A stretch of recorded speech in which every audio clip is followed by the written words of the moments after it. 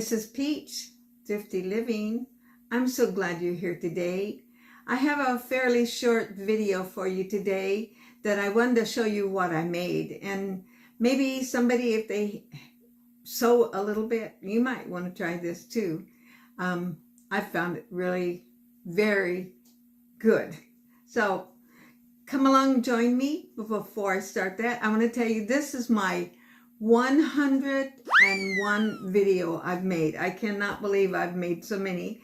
A lot of them are shorts, and then I have several that are longer. I try not to do too long, and I hope you enjoy what I'm coming up with.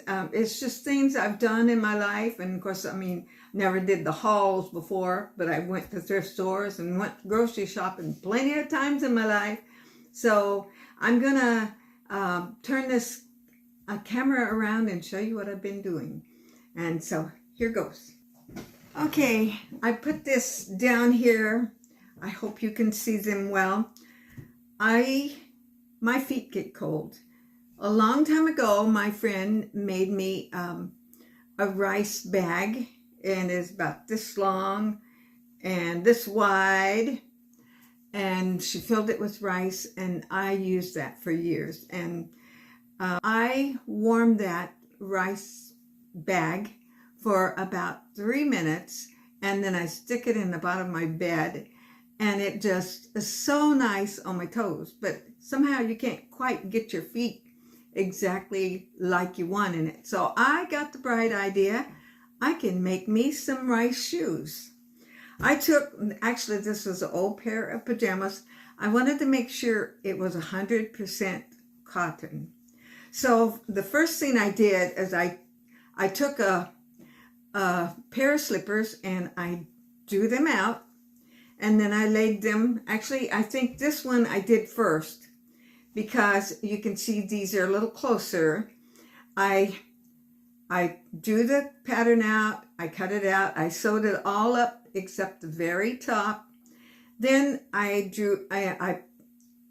sewed these lines here, and I didn't fill it up from here. I didn't sew the top. So then I filled each one of these with rice. This one is hard to fill because I had them so close, so I don't think somebody's going to see the back and bottom of my shoe. So when I got to the second one, I made them a little wider apart. And I filled each one of these with rice and then sewed it shut. And you can see these are not very finished, but this doesn't fray a lot. So then I took the top part and I made a top for it, and I did the same thing. I filled each one and then sewed it all together. Let me untie this one because I was experimenting all along the way. So I sewed this part on. Then I took this, and I didn't fill rice in this part. And I sewed this on, sewing it all around here, and then tucked and sewed it here by hand. And then when I got them all finished, same thing with this one. When I got it all finished, it was a little wide up here. So the last thing, and I just did this today, I took 2 little pieces of this, and well, I had put my string through, my drawstring, but it was still a little wide. So then I took this and just sewed this, and now I can tighten it up. Now, the next video I show you, I'm going to show you with it on my feet, okay? And this, it did not cost me a thing. By the way, this was just over a little, well, I say not cost me a thing, I had the rice. But if you had to go out and buy the rice, then it would cost a little bit more. It took a little over a pound of rice to make both of these shoes.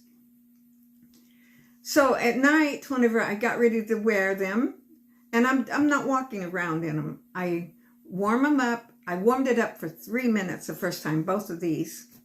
And that was a little too much, so I took them off. And then the next time I put them, I warmed them up for 2 minutes. And I wore socks with it.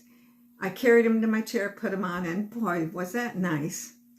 So if you get in the mood, you might want to make yourself a pair. And the last shot I'm going to show you is it on my feet. Okay, here they are. See? I'll hold the other one up too. They are, I don't even know what to tell you. They're comfortable, but they are so warm on your feet.